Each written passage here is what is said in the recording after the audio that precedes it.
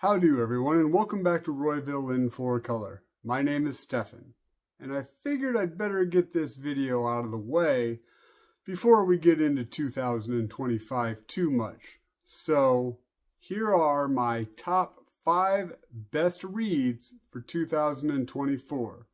Now, I didn't put these in an order except just alphabetical. All of these are great books, and they really highlight how good the medium of comics is nowadays. These are books that came out this year, so it's not like I'm flipping through the back issues. If you want one of those, let me know down in the comments. So, without further ado, the first one is Ain't No Grave. And I'm going to basically just show you all the number ones from these series, and then I'll talk about it a little bit. So Ain't No Grave is just a 5-issue miniseries. It was written by Scotty Young, and the art was by George Corona. And wow, I love Westerns, and I love supernatural stories, and this was both done really well. The art by George really fits kind of the prose that Scotty Young was trying to forward in this book. There's even one issue where the whole story is just written with pictures. I think there's 2 words in that whole issue, and it is just gorgeous. The story is about Ryder, a gambler ne'er-do-well in a Western setting, and she has given up her bad ways. She got married, had a kid, finds out she has a terminal illness. So what does she decide to do? She decides to leave her family so that she can go challenge death to a gun battle, and thereby maybe giving herself some more time. The ending is amazing, and this book is just great throughout. I know there's a trade of this right now that collects the whole thing. I definitely recommend picking up either that or the individual issues. Well, I'm going to be recommending all of these. This is just, I'm just going to say that over and over again, just so you know. So, Ain't No Grave. The next book I have is The Batman First Night. This is the first of my DC contributions to the best of 2004. And I really like this. This is a magazine size. It's written by Dan Jurgens, and the art is by Mike Perkins. It's a DC Comics. If you don't know where Batman comes from, publisher. And yes, it's just 3 issues, oversized. It's basically the first year that Batman is doing his thing, and it is set in the 30s where he originally came from in his early comics. It's very evocative of that time period, with the threat of the Nazis and World War II looming. There's some characters that are very, very blatant analogs to some famous movie stars of the time. And with this oversized format, the art just really pops. It's gritty, it's dark, and I just love the story. It's only 3 issues. I'm not sure how they collect these oversized, but definitely if you can find the 3 issues, pick it up. The oversized style of this, it's great, and I recommend it. All right. The next one I have, Ain't No Grave was published by Image Comics, if I forgot to say that. The next one I have is a really quirky comic that I didn't think I would love as much as I did, but it is definitely a great book. It is Beneath the Trees Where Nobody Sees. Sadly, I didn't get it when it originally came out, so I got like a second printing, so it kind of spoils a little bit of what the story is. But this is written and drawn by Patrick Harvath. And this is the first thing I've read by Patrick and absolutely loved it.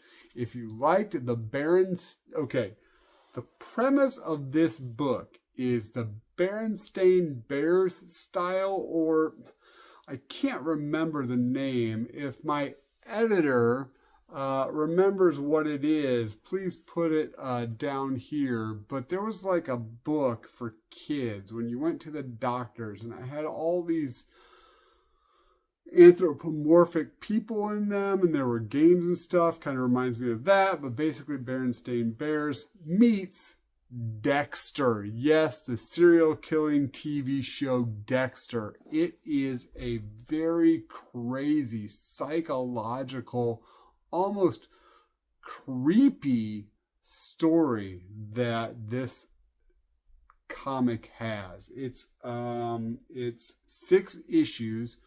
I think it is actually already in a trade form if you want to read it that way, but there is some psychologically scary stuff in here. And oh my gosh, what happens to Miss Piggy? Yeah, you got to read it for yourself. Let me tell you, this is published by IDW, and it is a strong recommend. All right. If you have watched any of my videos, you will probably realize this next book coming up. And it is Conan the Barbarian, published by Titan Books. This is written by Jim Zub, and the art is by Robert De La Torre. And really, I gotta say, I shouldn't have needed to look those names up, because I am a strong fan of these two guys. They are creating a great Conan book. And it's sword and sorcery. I think that Robert De La Torre, the way he inks and or sorry, not inks, but the way his art and the way the inker. Now I'll have to look that up and put it down here, because I didn't look that up initially. But the art and the ink is just great for that kind of dark and sword and sorcery feel. I just really love it. And the words, the poetry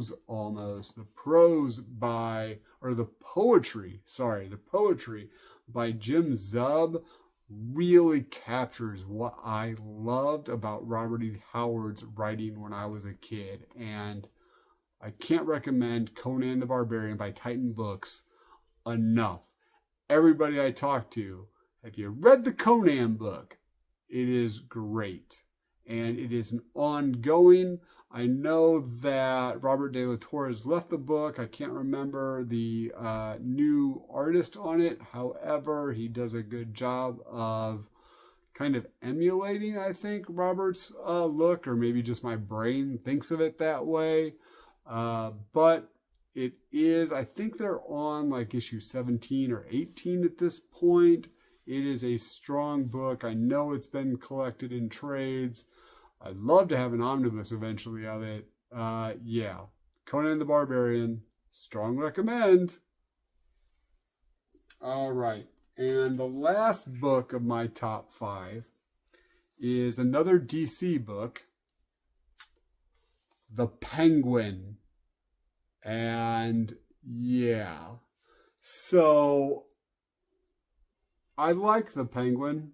I really think that he is a very good Batman villain. Especially his modern, because sometimes, I know everybody loves the Joker and all that stuff. However, sometimes I just love, like, he's just a gangster, but he is a devious and cruel gangster, callous, and I love that in this villain. And Penguin is by far my favorite Batman villain. That being said, this fits him to a T, the modern version of him. So it's written by Tom King, and who, I mean, obviously, if you are a comic book aficionado, you probably heard of Tom King.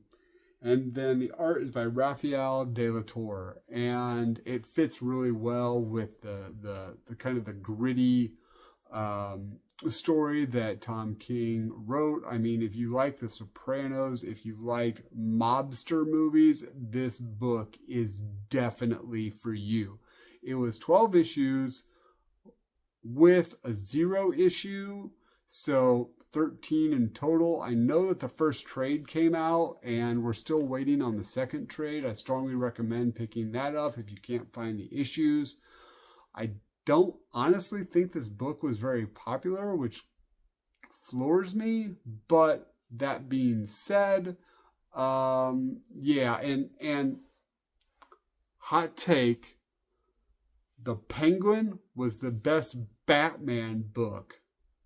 The depiction of Batman, the best Batman book in 2024, besides maybe Batman First Night. But in the modern continuity, I think that this book outshined Batman, Detective Comics, everything else for its depiction of Batman. Hot take, strong recommend. Okay.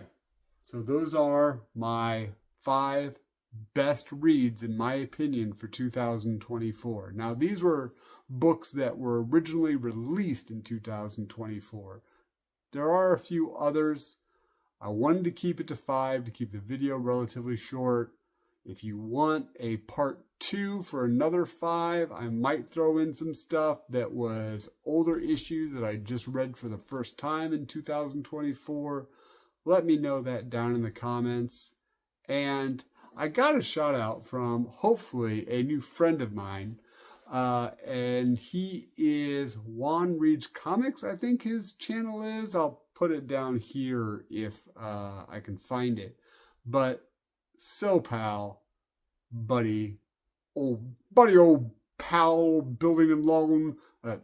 Sorry. It's a Wonderful Life reference. Anyway. What are your top 5 of 2024? Let us know. Calling you out, man. That being said, remember what your mom always told you. If you gotta be a dick, be a Grayson. Thanks, everybody. Keep reading.